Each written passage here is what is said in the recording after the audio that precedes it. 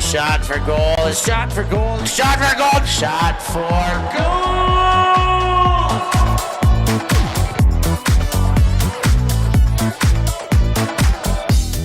Good morning, good afternoon, good evening, depending on where you might be tuning in from. Thanks for joining us here on Shot for Gold, an ULTI.TV podcast. Comes at you on the weekly to keep you up to date with what is going on around the world of Ultimate. I'm your host, Stef Pazzo, alongside my week-to-week co-host, Noah, Brinkworth. How you doing, Noah? Week-to-week co-hosts have been downgraded. I'm doing very good. You are a week-to-week co-host. It sounds like you're gonna let me go. The weekly co-host. You're right. Is it week to week? He's on a week-to-week contract. We'll see if he comes back next week. No, you are with us every week, is what I meant to say. The weekly co-host, Noah Brinkworth. Steph, I'm doing fantastic. Got to play some frisbee at the weekend. Bit of indoors. I played quite a lot of indoor frisbee when we're not busy filming with ULTI.TV. So yeah, we the 7 seed Steph, and we got to the final, but then lost the final and lost the game to go, the 2-3. So a little bit of a brutal weekend for my team. What do you think of that? Like, the game to go was a bronze medal. So the loser match? of the final plays the winner of the 3-4 in a game to go. A game for second. So you made it all the way to the final, then you played down and lost. Yeah. Yeah, I mean, you lost the wrong games. It's a weird format, but it's not like it was dropped on you right before the game to go. I imagine not.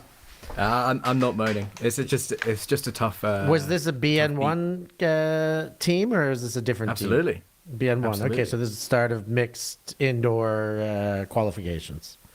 Yeah, so there's like about 80 teams across the country play for, I think it's 8 spots this year, and then for those, we do a smaller tournament and we finally play some proper big pitch indoors at nationals. Before then, it's all tiny little UK indoors, which the rest of Europe laughs at us for. Okay, well, I won't laugh at you today, Noah. For your indoor endeavors. Lots happening in sports, college national championship, NFL playoffs. I keep my eye on the Atlantic side, but I know it's all happening all over the world. But it's the ultimate that we're after, and there is some ultimate happening in the Southern Hemisphere right now. That's where they're in full swing in the middle of their summer, and that's also the birthplace of ULTI.TV. And what better way to introduce today's guest, who really should need no introduction around any ULTI.TV parts because he is the founder and the big boss, Mikey Palma, coming at us from Adelaide, Australia. How you doing, Mikey? G'day, Steph. G'day, Nono. I hear you got a spot going as a weekly co-host there, Steph. yes. It's like an audition. Yes, absolutely. This could be your audition. I might be. I try and stay behind the camera. That's a way better, safer place to be. So this is a rare venture out in the front for me. Well, we're happy that we can drag you out in front of the camera today. And I mean, it's the middle of the off season for the northern hemisphere. I mean, even in Australia, right after Christmas and New Year's, it's a little bit of a downtime, but starting to get back going. I know ULTI.TV is en route to Newcastle right now. Rexy and Katie and perhaps others in Newcastle for the Gold Cup or Golden Cup. What is it? I think it's the Gold Cup. Yeah. Nice. But we're here to pick your brains, see what's up, and see how this whole ULTI.TV tell a story. Yeah, story came to be, but I'm going to throw it right to the beginning here. 15 years of ULTI.TV as commemorated by the discs this year, and as we mentioned through our streamathon. But take us back 15 years ago, Mike. Where did the idea come from, and how did you put it into play? I guess no one else. There was a guy, Dom Ventura, that came before me. You probably have crossed paths with him at different times, but he would like run around with like old mini DV cams and basically just have 3 people running around the game, filming the game, and he'd edit the finals together. like Tom Ragaki's massive pack grab in, I think it was 2006 maybe, when he just they just threw it to the end zone and everyone was in the end zone and he just caught it to win the game, which was amazing. So he did all sorts of fun stuff like that. And he was just sort of stopped doing it. And I think in about 2010 he was, or maybe 2009, he was sort of like, look, I'm not doing it anymore. And I'm like, well, if he's not doing it, someone should do it. And I'd always kind of played with cameras and things like that. So I went to, I think 2010, it was actually in Adelaide. And I think before that, I probably filmed some Super League games and like a South Australian mixed tournament, basically from the roof of my car. I should have dug that photo out, but I put a giant dent in the roof of my car, put a pallet on top. Well, the pallet caused the dent, I guess. And I just sort of stand in the back of the end zone and film that. So I think I filmed it. So 2010, the Australian Nationals, we filmed with I-Beam beating Colony. I think that's the last time I-Beam have won in a very long time. So, yeah, so that's kind of where I got going. But basically no one else was doing it. And I was like, well, I'm into cameras. And then, you know, one thing led to another. And the first year or two was not live. We'd like film it and things like that. I think 2011 I flew to Brisbane and I think I filmed with Dom. That's the only event I've filmed with Dom Ventura. And we filmed up there. I believe that is when Pazzo might have run naked across the field and the women's teams did a beer race at halftime of the men's final. Yep. So that was kind of back in the fun days of Ultimate back then. So probably wouldn't get away with putting that on the streams nowadays. Now, Mama running around in the chili mascot outfit. With, yes. Scantily dressed, we might say. Yeah, there wasn't much else other than the. Yes, that's true. That's true. So it was back in the fun days. Exciting times. I was there, and that's when you kind of headlocked me into jumping on a microphone. Yeah, I can't remember if you did the commentary for that. I think I remember you. I think we only did the finals. I was sort of set up on like a little like substitution box on the sideline, and we just sort of jumped on there and filmed from there. I think I broke the lens on my camera on the way over, which is probably like a $3,000 lens. There was no payment then. We just went and I paid my own flight and we just filmed it because no one else was going to do it. And then it sort of grew from there. I think 2012, I drove to Newcastle, borrowed my uncle's car, and I had Polcam Mark 1, which was made of like 4-inch sewer pipe with like 2 lengths up. So it probably went up about 6 meters. To say it was like wobbly was like an understatement. It was maximum jank. And I think during the women's final, it rained a lot and the ground and it literally started to sink into the ground like Leaning Tower of Pisa. So we bailed and went and filmed the rest of it on the balcony. So it's back in the old days. Do you remember Carlos running around? Carlos and Shu Wei? I think he jumped on a camera Carlos for us for a bit. Yeah. Oh, it was great. It was just like kind of unorganized, crazy bunch of people who would just run around doing whatever we can, and we had permission to film from the AFDB. We weren't really filming on their behalf, so we were running around, basically moving to the fields of the games we wanted to film. So this is a bit like, and later in 2012 we went off to Sakai, which was Daniel Clinton, who was helping me right at the beginning, get sponsorship for Super League and all this sort of stuff. He helped me get this thing actually going, and he convinced AFTA to send us, I think we got like money for flights and accommodation, maybe, and then we just went and filmed a week in Sakai with the famous Canada-Japan game, which I still think is probably the most intense game I've ever filmed. That was out of this world. I remember you guys like lying on the floor so you could see underneath people's feet while you're commentating. That was and really... because, well, you know, we didn't have a tent, we didn't have chairs. No, there was no tent. It was hot. And I was getting zapped by that microphone. Yeah, the microphone was zapping. Yeah, I've still got that mic somewhere here. I should have pulled it out for. But yeah, well, the reason for the zaps is we had to make our own extension cable, which didn't have any earthing. So it just basically in the humid weather, we were getting static building up. And Stef's like, "I'm getting zapped by the mic," and I'm like, "Okay, what can I do? What can I do about it, mate?" It's like, it happened again. Okay. Like, talking about like I love these stories, and it was really like kind of cowboy days of streaming. I think you just do anything to try and make it work. Like, not much resources, not much assistance. What was the motivation? You said you're like good at, you were into cameras, you're good at cameras.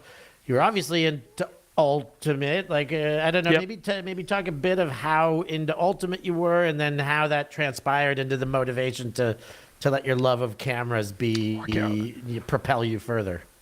Yeah, I guess I was probably like the South Australian state captain for a couple of years there. I was kind of the only person who could throw.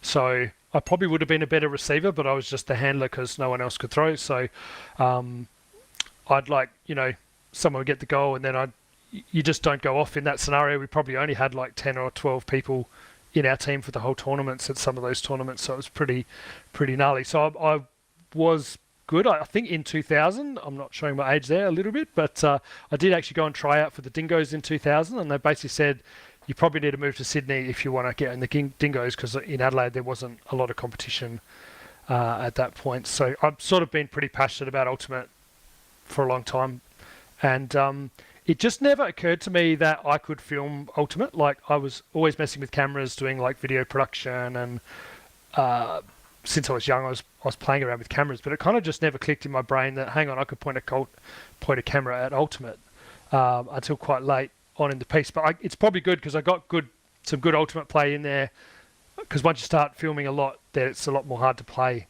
in tournaments because I'm generally filming them in that respect. So I'd like to think I could still run around and school someone like No. But I might also break myself and not be able to run much more after that. What do you reckon, No? Do you reckon I'd sky you? Kid's got game. I think he's got that fleet-footed hex stuff.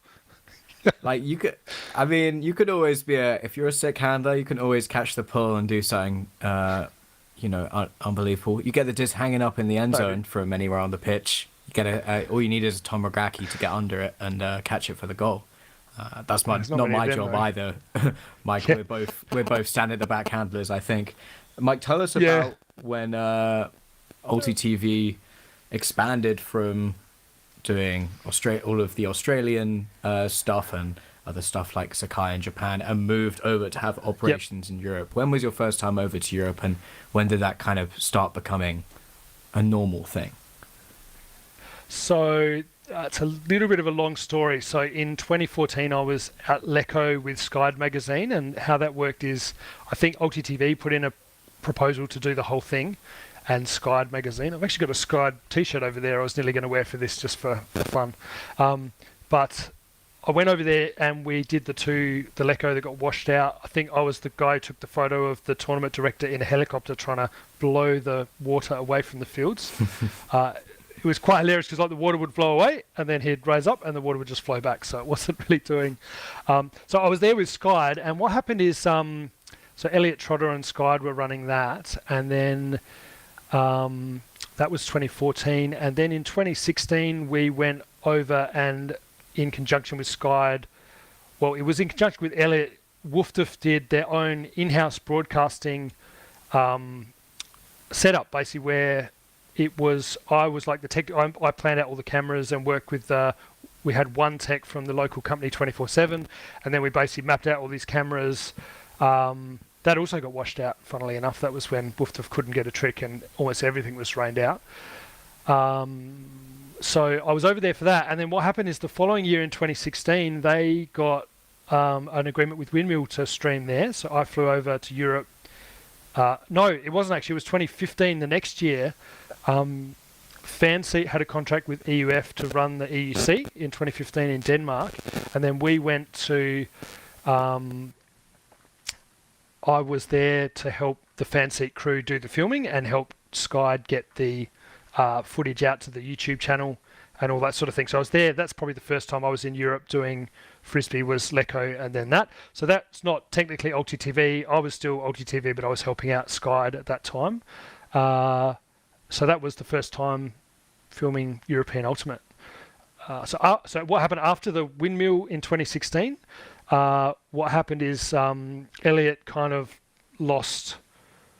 Well, actually, I think it was 2017 actually, because 2016 was the Worlds thing, and I think the Worlds thing was pretty tough on Elliot. He kind of got thrown under the bus for things that I don't think were his fault. I think it was probably the person above his fault. I'm not going to say any names, but I think he kind of just lost the passion for running Skyd. So the following year, I think in 20 2018, Windmill got approached by Fanseat to do a deal for the stream there. Actually, it might have been 16, 17, I can't remember. But anyway, all these years blow together. My life is like a giant ultimate Frisbee tournament. So we got a gig for Fanseat doing Windmill, and then the following season, the EUF did a deal with Windmill, and we had this interesting three-way negotiation where Fanseat were hiring ULTI.TV, and Fanseat were buying the rights from the EUF. So technically our customer wasn't the EUF, our customer was Fanseat. So we had this weird, and we basically put a quote together. I think it was like 50,000 euros for the whole season. And then Fanseat came back to us and said, it has to be 20% less. And we're like, wow, 20%. So we thought we were pretty well priced at that point, but we basically said, look, we'll find out if it works or not. So we basically dropped the 20% off. It always amazes me that Fanseat's this giant company, EUF's reasonably big, but somehow ULTI.TV has to drop 20% to make the deal work in the middle. So that's always like one of those things. That happens quite a lot, actually. Like somehow we're the ones who always get squeezed, even though, I mean, I guess we're like a big international company, but it's not the most profitable thing in the world to do to film Ultimate. So that's kind of where we ended up in EUF, and that's where that first Fanseat contract happened. And I think there was like 2 or 3 years of Fanseat, and then we were able to do a deal, I think, post-COVID with the EUF to free the streams and have it all free to watch for 2 years there, which I think was amazing. So that's basically how we ended up in Europe. I just got lucky. I was in the right place in Windmill, and then they introduced me to Fanseat, and then that's where that connection came. And my business partner Lyndon, I run like an AV company in Australia. This is our warehouse in the background here, and he's like, "Yep, let's back it. Let's see what happens and try and do it." So that's how it was. I think I remember very clearly being in Brighton one time, and Fanseat were paying like 90 days after the tournament, so we had to pay for all the flights, all the costs, all of everything before we got there. And then I think I remember I had like £20 on my card, and I needed a £50 train ticket, so I just tapped it and hoped. Then I got the ticket, and I got back to where I was staying, and it all worked out in the end. And then I think the next day we got paid like 20,000 euros from Fanseat, so then I could give all that money out to the people who'd worked, and it was like it was pretty crazy there for a while, but. That's the cowboy kind of days, I guess. Wild. Mike, talk a bit about what makes ULTI.TV unique, I suppose, as far as the broadcast goes, as far as some of the hardware that you build and the equipment you use, and some of the systems that the producers and the technical operators, the camera operators use. Kind of in a very similar or maybe identical state from Australia to Europe right now, and potentially beyond that. Sure. So that came actually from that initial Fanseat deal. Well, the deal was that Fanseat would pay for one camera person and one stream producer, and that's all they would pay for. So what we did a deal with the EUF that if you can help us find like accommodation, then we can. Or like if you can help with accommodation, then we can add the second camera at no charge and then cut highlight reels, because it's all behind the paywall. At that stage, if we didn't make some highlights, which Fanseat quite liked to promote the streams, then no one really could see what we were doing unless they paid for the subscription and all that. So basically the only way we could do that, because we could only afford, the only budget for 2 people to be there, was to make a system where the person on the second camera on the sideline pushes the buttons to switch to cameras. So we've got a little, I don't think I have one here.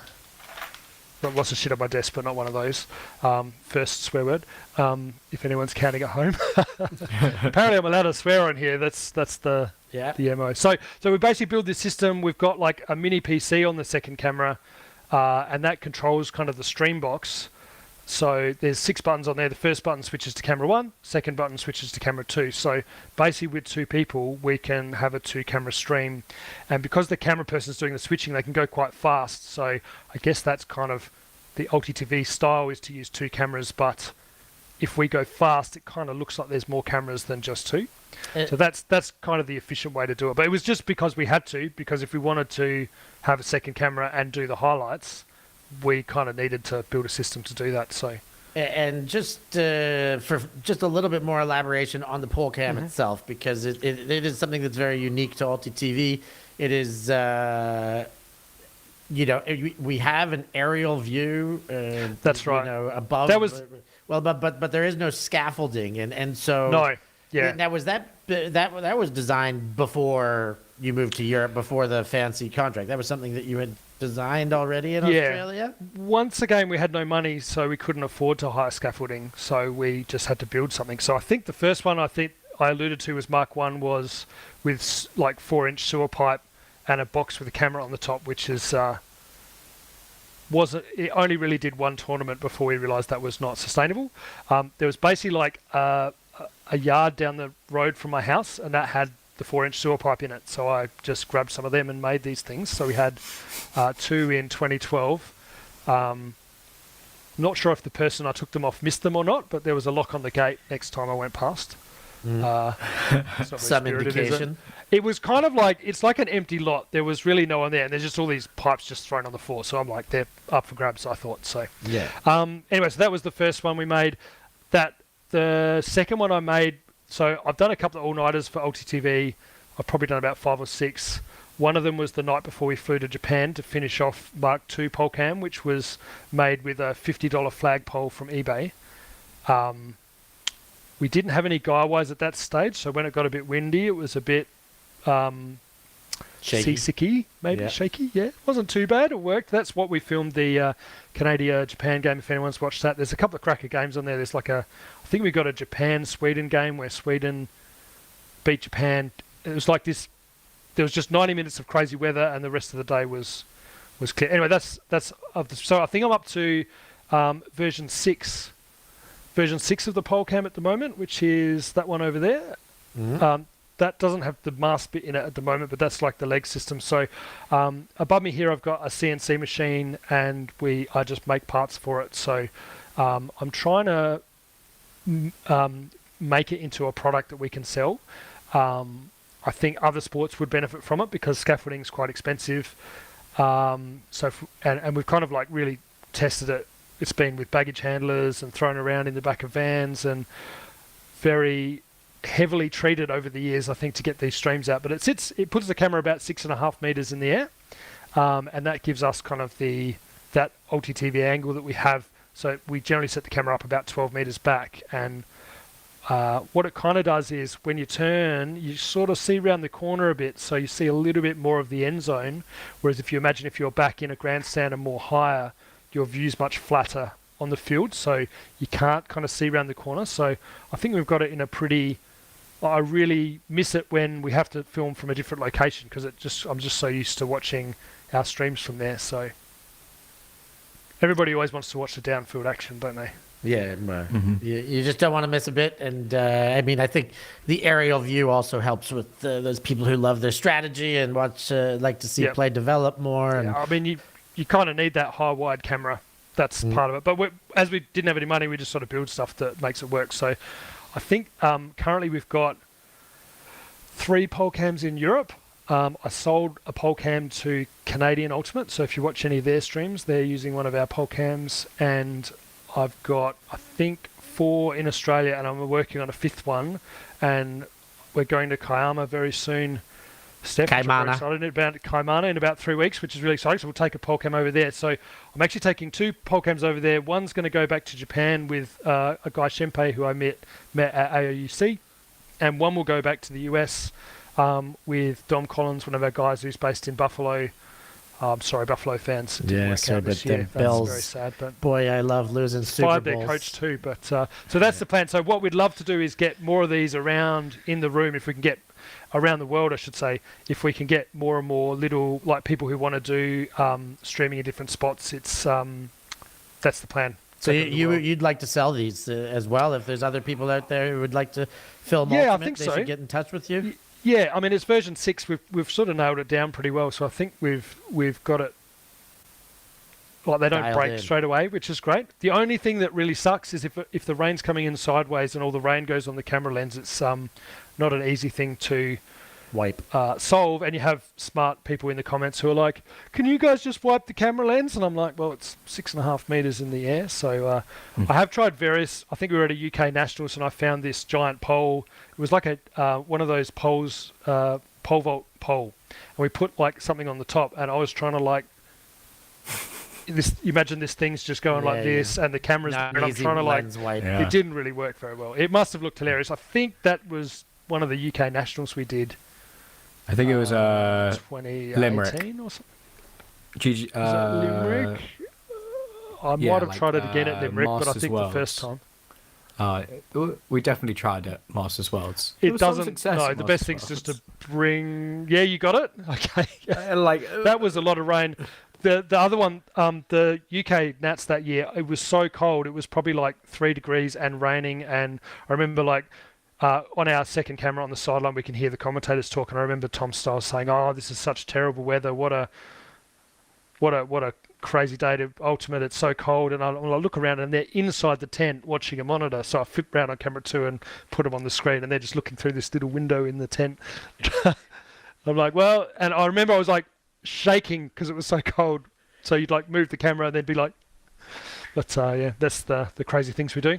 But that Limerick was insane amount of rain. A drone pilot that's good enough to take a chamois up there and clean a lens. Maybe. They don't like flying in the rain, in the though, comments people. right now. Lolo, you're going to fly. If he's got those skills. We need a you get like a drone little with arm a attachment or something. drone with a pointy stick. There is like things you can get which it's like a lens on the front that spins, but the cost of this thing that you put on the lens that spins that makes the water fly off is more than probably both of our cameras and the pole cam put together. And I guess like sending the drone up in torrential weather to wipe a lens has got its own issues. That will only if it's Lolo's drone. Immediately.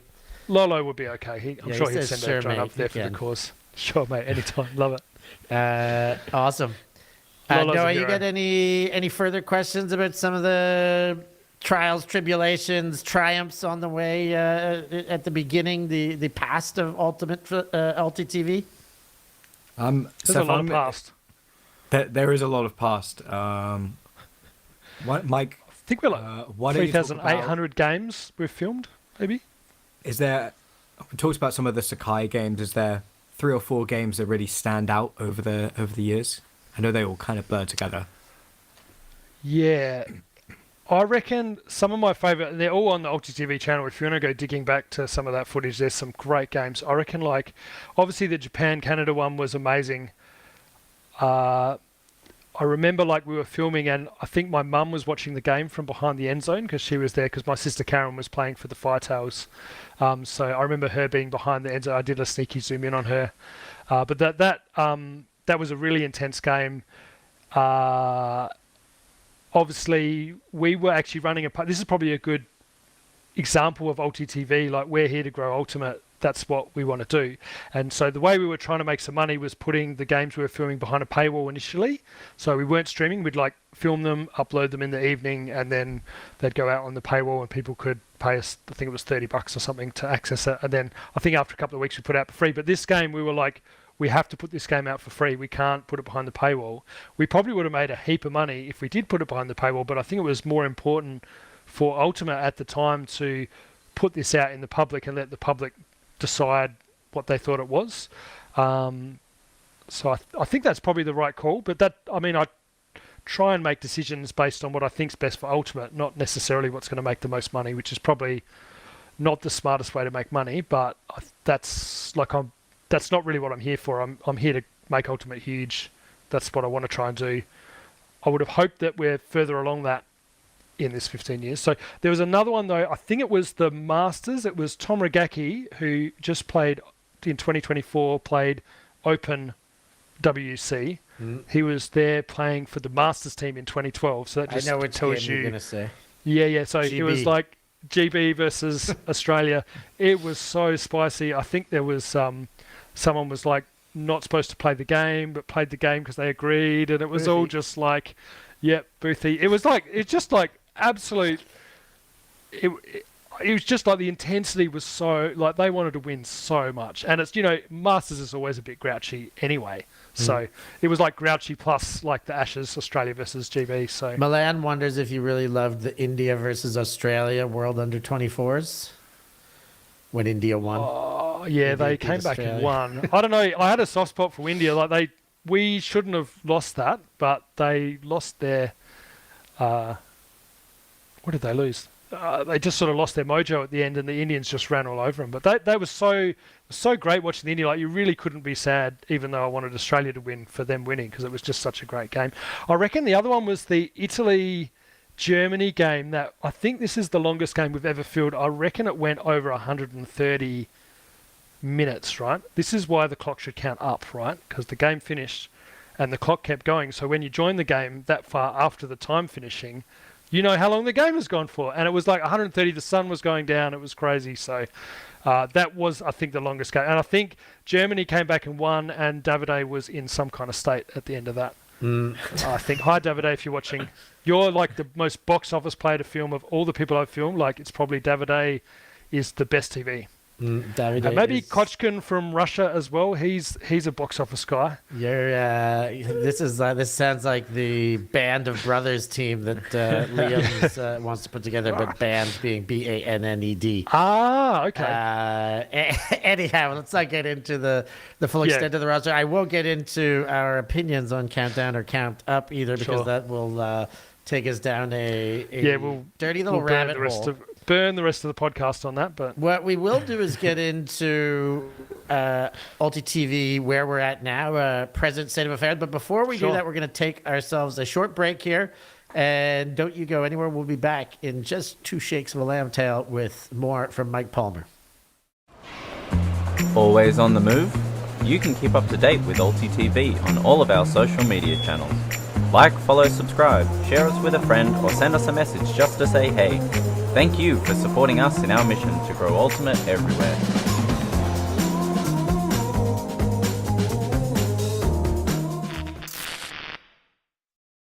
I'm Stef Pazzo, and I must eat.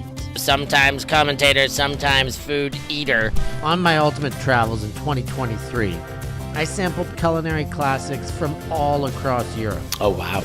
Guided by some of your favorite Ultimate players. That's the Dutch hospitality for you right there. I'll give you an insight into the secret spots that only the locals know of. Are these the best schnitzels in Vienna? Yes, of course. Yes, of course. You'll find Stef Pazzo on YouTube. Like and subscribe and follow the European Ultimate Must Eat series. Oh my goodness. That is unbelievable. And traded the Stef and made for it. That was absolutely incredible. Welcome back to Shot for Goal. Joined here, as always, with my temporary replaceable co-host Stef Pazzo, and with the founder and the boss of ULTI.TV, Mike Palmer. Mike, we've just chatted about 15 years of ULTI.TV history. ULTI.TV is now a teenager in its adolescence. It's got to decide what it's going to do when it grows up. So let's have a... So, I mean, Ultimate is still in a pretty junior state, but it's got a long way to grow still. Post-pandemic has been kind of like a new phase of ULTI.TV, and we're moving into our new normal now. What has ULTI.TV looked like since 2022, 2023, and how is it going to look like moving into 2026? That's a really good question. I think I'm so far into this, I probably can't stop now, right? We've just done so much work to make it where it is that I'm stuck in the sunk cost fallacy, and I just can't stop. But I really, it's really tough to make. Like, I think we probably we don't lose money, but we don't make enough money to cover the time that I put in. So in the last probably 3 weeks, I've probably spent like 100 or so hours building up pole cam parts to help attach the monitors to the pole and make that a bit better, and a few other upgrades like that. So it's just it would be nice to, I mean, as I said, I'm not here to make Ultimate huge. I used to say I want to make Ultimate bigger than football, and that's what I really would love to do, because I think that would be awesome. But the feedback I get when I tell people that is that they think that that's totally impossible. And I say, well, there must have been something bigger than football before football was big, right? And someone suggested it was probably the gladiators in the Roman times. So that's probably true. I think football is huge with the World Cup coming up. So I'll settle for make Ultimate huge. Everyone who's hung around me probably realises that. AFCON definitely had some ultimate vibes. AFCON just walking off the field, a little bit of France, USA beach vibes. Just the weekend gone. So we're all in similar places. Sports is share a common spectrum. Well, I guess like the reason I made ULTI.TV in the beginning was it was kind of what I thought of is like if we want to make Ultimate huge, what we need to be able to do is do the broadcast cheaply. So if we can do the broadcast cheaply, I thought that's the hardest part of it to do.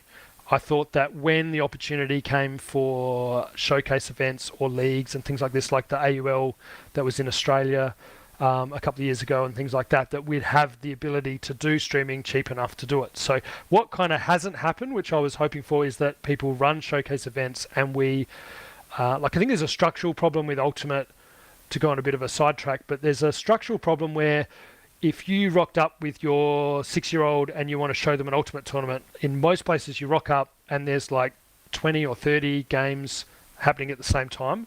You don't have a clue who's playing what, which teams are where. Quite often people ask us in the streaming tent, oh, where's the Canberra team playing, or where's this team playing, and we're like, we don't know.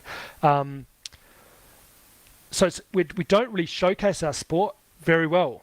And we don't make opportunities for young people to go and watch the sport. So I would hope that moving forward, I think ULTI.TV hopefully can help create more sort of showcase events. And by showcase, in Australia, they've got like Big Bash Cricket, and that's targeted very specifically at primary school age people that have it in the school holidays. It's in the evening at 6 o'clock and it runs for like an hour and a half, so you can kind of get the kids back to bed by 8. And the kids love it. And it pretty much saved Cricket Australia. There wasn't really any new people coming through and playing cricket. So they've basically just made this pipeline of people who love cricket coming through based on targeting that. So I would love to do more to try and do that. We're actually running one. I think the Canberra Cup's running a bit later on. And I don't think this has been announced by anyone yet, but I literally got an email today saying they're happy to help us run a showcase State of Origin event, which will be a Canberra mixed team versus a New South Wales mixed team. So there's like... State of Origin is, to any non-Australians out there, so I don't know if Noah would know what the State of Origin is. So State of Origin is the most... There used to be like an Australian football State of Origin, which I used to love, but they've stopped doing that, but I think that's coming back this year. But the big State of Origin is Rugby League State of Origin, and there's like Queensland versus New South Wales, and it like... The whole of Queensland and New South Wales stop for this. They do it on a Wednesday night. It's like the best of 3 series, and it's just like there's this like state pride people have, and they literally lose their mind. Origin from. Okay. Yeah, it's like you represent your home state. So the league has what 10, 12 teams, but the majority of the best players come from these 2 hardcore states, Queensland and New South Wales. Yeah. So I'm hoping to kind of like borrow some of that state pride. And I think this is a good way to do it, because if you're like from Canberra and you wander past and you look at this and there's a team there from Canberra, which is a territory, technically not a state, but whatever, that you would automatically want to cheer for that team. It's a bit like if there was an Australian team, I'm going to cheer for the Australian team, even if the sport is like Quidditch or something weird, I would still get behind Australia. So for people who don't watch Ultimate, if we could put something like that out there where they can kind of go, oh yeah, that's my team, that kind of creates a bit of an emotional engagement with the people. So I would like to do more of that stuff. So there'll be more information about that coming out soon. Hopefully I was allowed to say that. I don't know if I was, but it's happening. I don't know. You're allowed to say it, but yeah, as far as there's some work the to people do. who gave you that info, I don't know. Yeah, we got a call for like player interest and all that stuff. Yeah, So you can. So that's where you can where I'd like to go. Out. You can do whatever you like. But Mike, talking about like state of affairs right now, like where does ULTI.TV operate out of? The bases? I mean, I know the answers to most of these questions. Sure. To extract that info from you, and like, what is the breadth of who ULTI.TV works for, represents, or how far we go, and talk about that a little bit. Okay, so So I've got a company that runs like corporate events and streaming and things like that called AV Plus in Australia. So we do like speakers, projectors, PA systems and all that sort of thing. I was doing ULTI.TV before this company started. We're about 10 years old. So we basically run it in Australia and New Zealand. Initially, we ran everything in Europe too through the books in Australia, but it wasn't very clever because we'd have to like send an invoice, someone pays us, we have to bring the money back to Australia, and you lose on the conversion. And then we had to pay people in Europe, so you lose money twice on the conversion. So it's only like a couple of % either time, but when you're running pretty lean, that didn't make much sense. So I talked to Milan, I think just post-COVID, where like we probably need to run it in Europe. It was also doing my head in trying to do logistics in Europe from Australia because of the time difference. Like it's 11:30 here now, and everyone would be asking me questions about the logistics into the evening, so then I wouldn't get to sleep till like 1 or 2 and then have to go and work in the morning and stuff. So we brought Milan on board to kind of run it through his books in Europe. So we don't really make enough profit to justify setting up a full structure up until now. But we're kind of looking at, I guess, like from my point of view, there's probably a point where I'm going to burn out and I probably won't be able to be as effective at running ULTI.TV. I'm still pretty passionate. I don't think that's happening soon, but most other companies have burnt out at some point, or the people running it burn out and things like that. So I think what we're investing at the moment is how to set up like a structure for the future so that in 10 years time ULTI.TV can continue and people can like community people can contribute with streaming and things like that moving forward. So there's a few structures we're looking at. Costs money and takes time to set all this stuff up, but we're trying to do something where the mission is locked into the structure, so if people run it into the future, they can't just like sell it off, that it needs to make, follow the mission of making Ultimate huge or something like that. So hopefully that answers the question. So it's been a bit like, we're not really like, I guess ULTI.TV is really a trade name of our Milan's company in Europe and a trade name we run in Australia. So there's not like an ULTI.TV proprietary limited company or anything like that yet. But that's in the plans. It's just hard because it just costs money to do that. And realistically, I'd rather spend money filming Ultimate than paying lawyers to set up a structure. But I think it probably is needed for that to continue, and it gives us a bit more credibility in that respect. We get a bit more transparency on a few things and stuff like that. So stay tuned. Jumping if you've got any great suggestions. Jumping a little bit to somewhere else, Mike, I think something we've seen recently is that these AI cameras have come into Ultimate, and that there's been some new tech. I mean, that is one way to do it cheaply. Often they're not too cheap if you look at some of those VOs and their monthly running costs and just to buy them. But what new tech is coming in that is helping people to stream Ultimate, and why do those AI cameras look the way they do? What's up with that? I could probably talk for the amount of time we've talked and probably the rest of the night about Camera One and the nuances of Camera One and how you frame the game and how you kind of follow the play into the end zone and all these sort of things. Like, it really is a complicated, like, if you do it really well, people watching don't even notice. But if you do it really well, you can really tell the story. And you've done some of these no-nos where it's like single camera streams where if you're good with the camera, you can almost make it look like you've got 2 or 3 cameras by bouncing around and showing different things. So I am skeptical that the AI cameras are going to get as good as that over time. Whether they can like just film the game, maybe. There's obviously VO cameras. I've yet to see a AI camera track Frisbee in a way that I'm like, that's pretty good. So if anyone in the comments has seen a game that's watchable and entertaining and you would share with someone who haven't watched Ultimate before, send me the link. I'd love to watch it, but I think it's probably a way away yet. But I mean, that it does make it cheaper if you just want to watch your team back. Probably the best recommendation is not to buy a VO camera. You have to pay a monthly subscription, and that's going to cost you a heap of money. But there's like Insta360 cameras that the guys at Fishwick Ultimate and I think Chile Ultimate now have one. So it's Insta360. So you record in 360 if you're just trying to analyze your game, and then their post-production stuff will actually do the tracking for you, and that's actually not too bad, but it's not live. But what you can do, because it's 360, if you put it between two fields, you can scout the next team as well as film your game, if you know what I mean.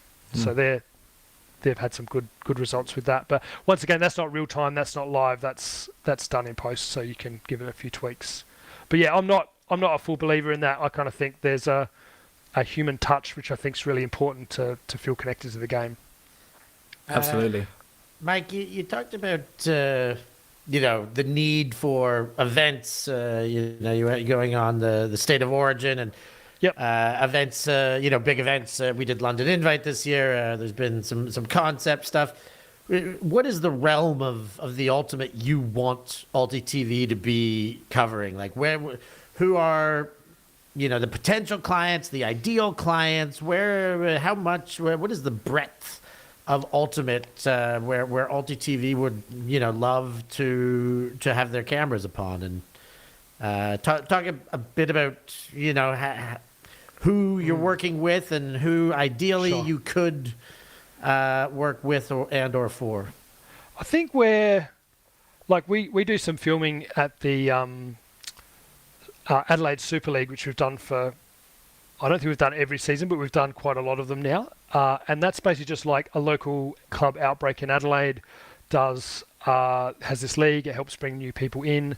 And that's quite, I don't want to insult them, they're probably watching, but it's not like world level Ultimate. It's a bunch of people running around having fun. But they also run like a fantasy league, so everybody's trading players and trying to get the best fantasy scores and win fantasy. I think you get 2 points for scoring a goal and 3 points for a D. So you have these funny things where the Frisbee's flying out the back of the end zone and someone will lay out just to tip it so they can get the stat and stuff like that. So that's like the lower end of what we do, I guess.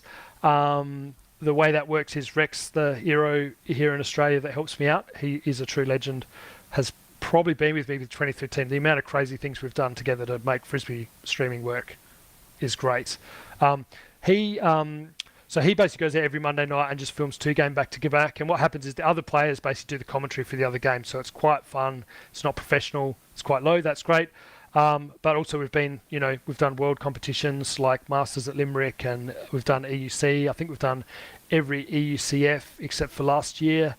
We've done lots of, well, not everyone. We've done everyone since like 2017 anyway, till last year. There's not really any, we're keen to showcase Ultimate. That's what we're mainly for. But it is costly to film Ultimate. Like we've got people all around Europe and they fly to the events to do it, or we drive to the events. I think the longest drive I did was Malmo in Sweden to Barcelona for EBUCC, the famous Multiverse Sunday, I think there, Stef.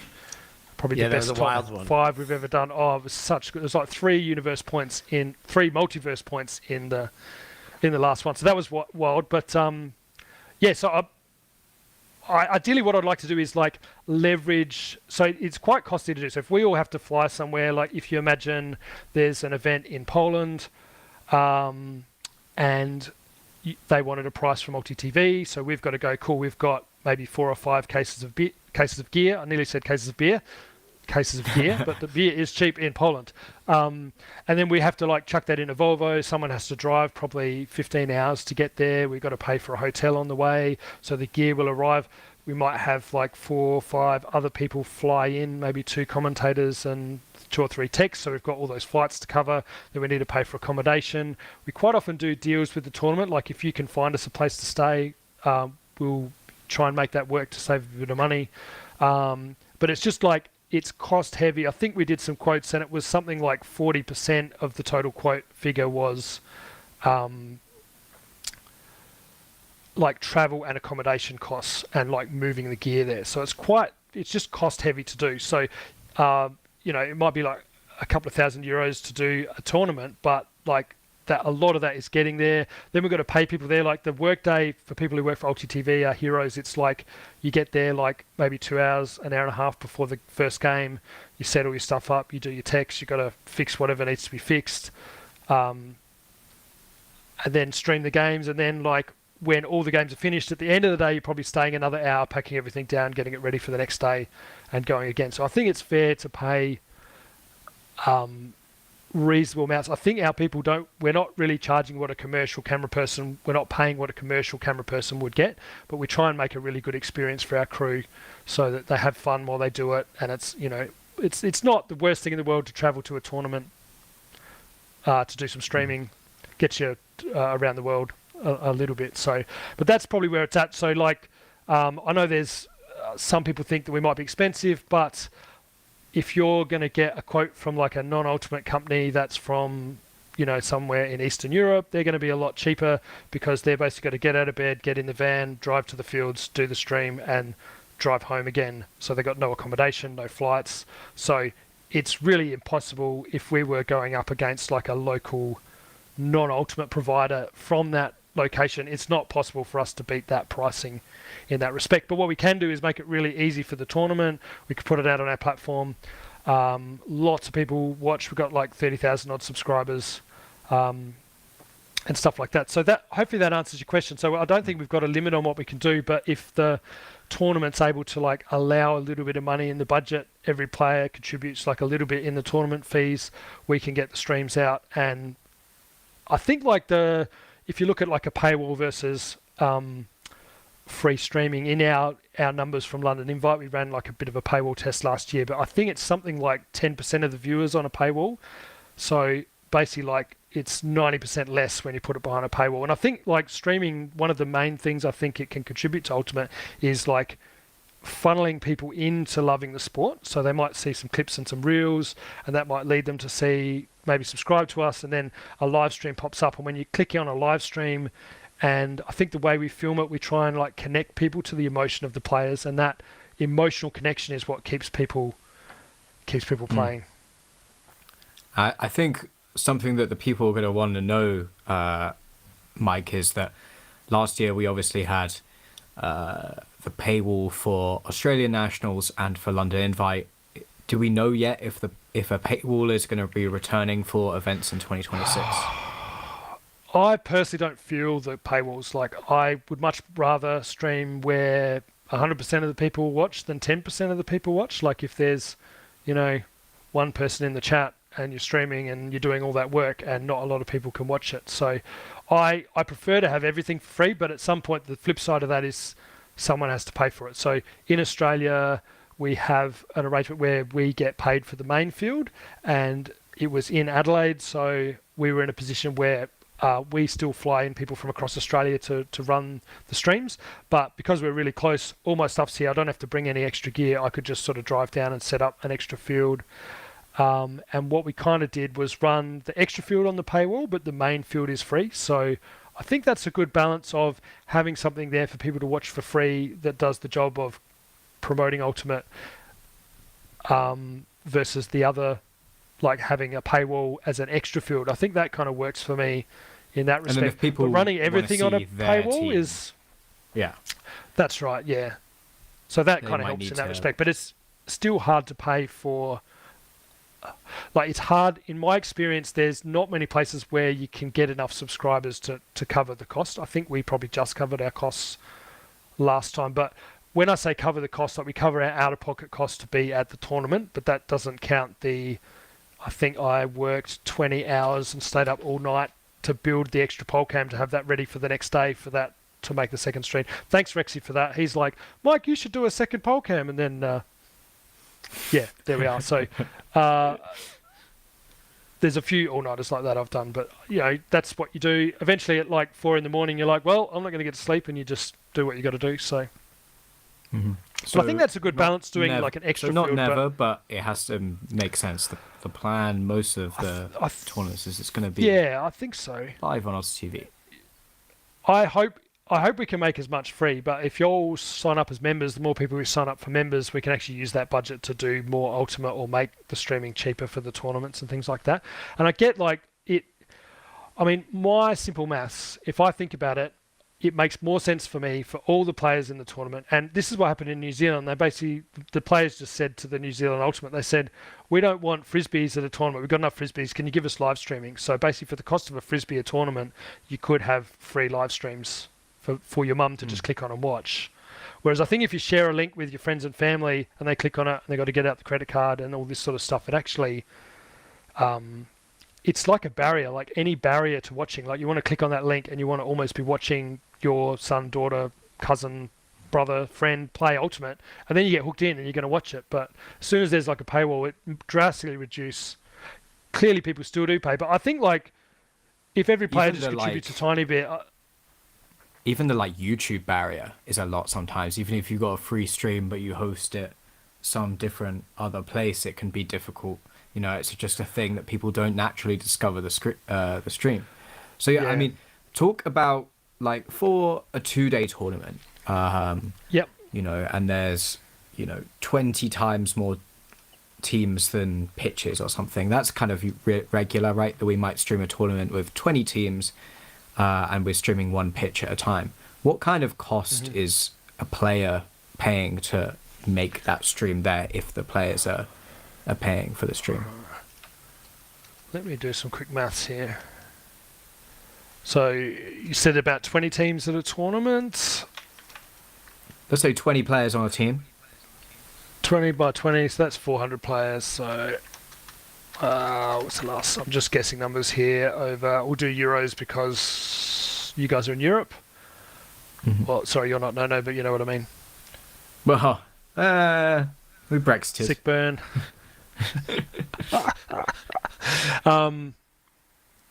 So what's that? 30. So what is that?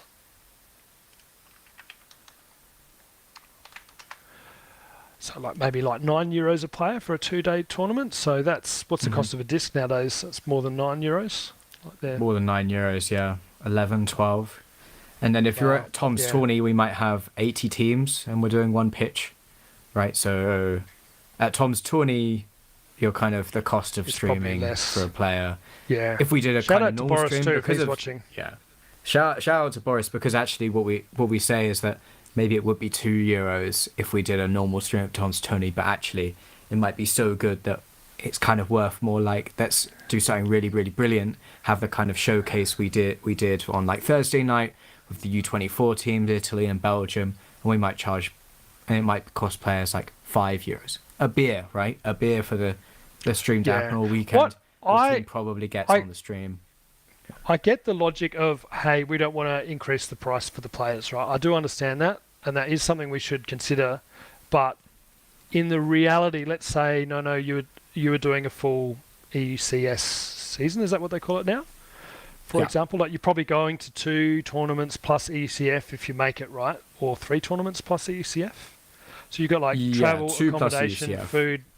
Yeah, so 2 plus ECF. So plus going to training every week. So if you actually add up all the costs of traveling to those 2 tournaments plus traveling to the other tournament, the amount of money you're spending Ultimate is quite large. So I get that the streaming cost looks like a big number in the player fee, but if you compare it to the actual real world costs that the players are paying to actually play Ultimate, it's probably thousands of euros a season. I think it probably is. I think I met someone my last season, it was Asia Oceania, and they were like, it was like they spend 20,000 Australian dollars a year traveling around playing Ultimate. I think it was an Ellipsis player that was saying that, and that, like, what's the cost of a beer to get streams out so you can send it to your mum?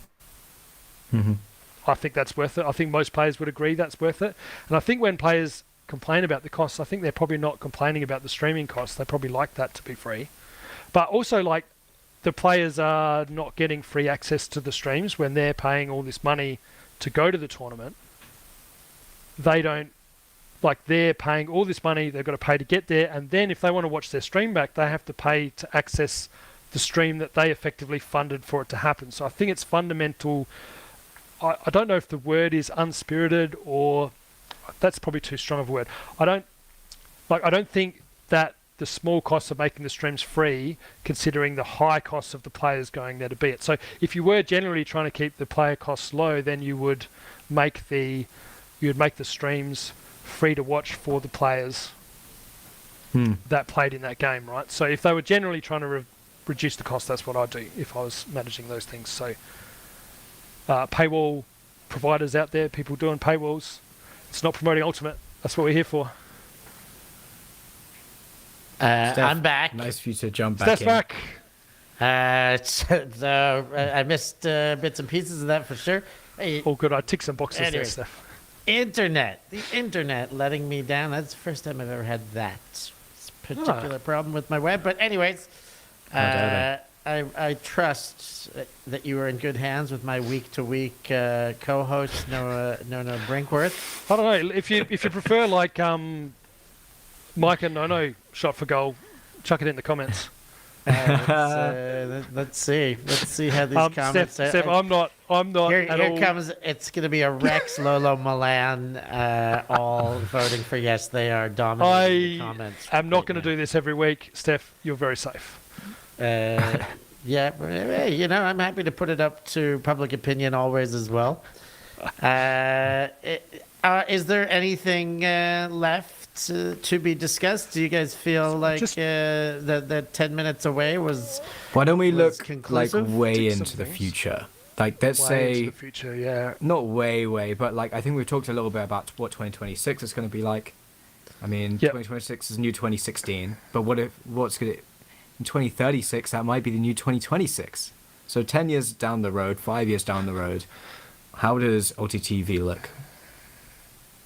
Well, I would hope that we've set up this structure where I think the best way probably to explain it is it's similar to like the Windmill Foundation. Like they have a foundation that has a board of directors and the founders of Windmill have stopped running it and it continues. So I would like that the next generation comes through and can, you know, go and run things by themselves. Hopefully, if I can sell enough poll cams to make some real money, that would be amazing. But if I can make some real money, then I can actually just invest in doing more broadcasting, which would be great. So I might have to make sure my business partner gets looked after on the way through there somewhere. He is not a Frisbee person, but is very accepting of my eccentricities, maybe is the right way to say it. But that's Lyndon. He's a legend. But I guess like during COVID, we were really saved by some of the ULTI.TV technology that we'd built, because basically all events stopped. I think we wrote off like $200,000 worth of work in 2 weeks. And what we did is we got a gig live streaming at the Catholic Church in Adelaide. So we did like 57 mass live streams in a row. And we basically used the same number pads we used for ULTI.TV and the same system to do the switching to run the church lean so we could pay ourselves and pay the rent. So ULTI.TV sometimes saves AV Plus, sometimes AV Plus saves ULTI.TV, and it kind of all comes out. Similar kind of chats going on for the live mass as there was for Ultimate Games? Do you want a story? Amen. Should we wait till the end? No, Praise be. Praise be to your story. Right, so I'm up on like a camera riser filming the mass.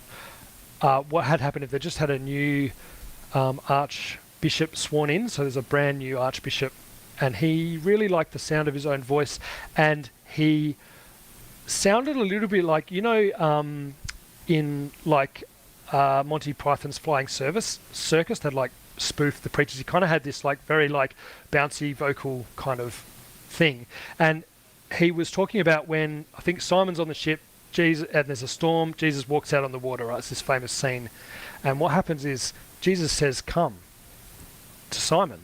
So our archbishop decided to riff on the word come for about 2 minutes. So he says, when Jesus says come, you better get cracking. And Lyndon just started dialing knobs in the desk, trying to tweak things. And I'm just like, I just half looked at him. I'm like, I just can't look at him because we're going to laugh. And like, the room went quiet. The buses stopped going out the front. It was just like dead silent. And we're like, if we laugh, this contract is gone. So, but he literally went on and on for like 2 or 3 minutes on this. And we were just like, it was, if anyone had sniggered, we would have been gone. Like, we would have been laughing our heads off. So you had me at Jesus said come, and Lyndon started dialing knobs. But that's a whole another kettle of perception. Anyway, so that's cool. So into the future, I think if we can, what I would really love to do is have like be able to like enable people to stream Ultimate the way we stream it around the world, because it's quite a cheap and efficient way to do it. So we're talking to some people in Colombia. If we can try and get them a poll cam, it's costly to get a poll cam to Colombia. If we can get you there, Nino, we will get one there for you.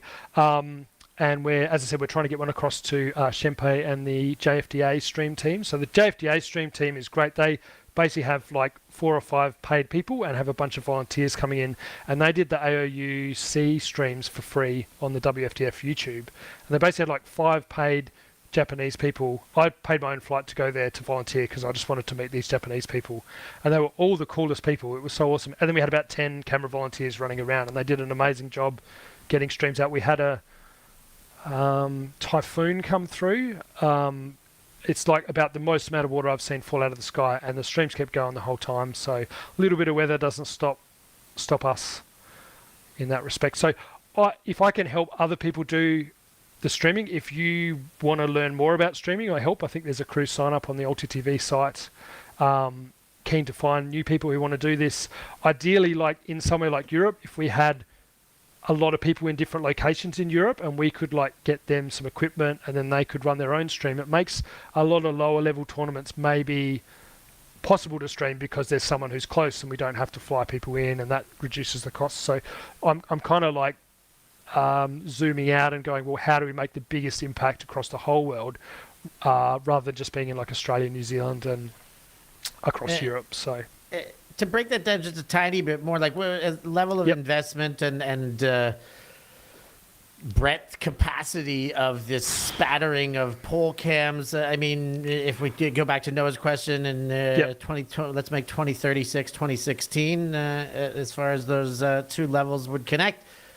How many different places would this need to be? Is this something where there's a shared investment? Is this something where you want the investment, the ideal investment is to come from the community or the tournament hosts? Or you just touch a little bit more on that, if you might.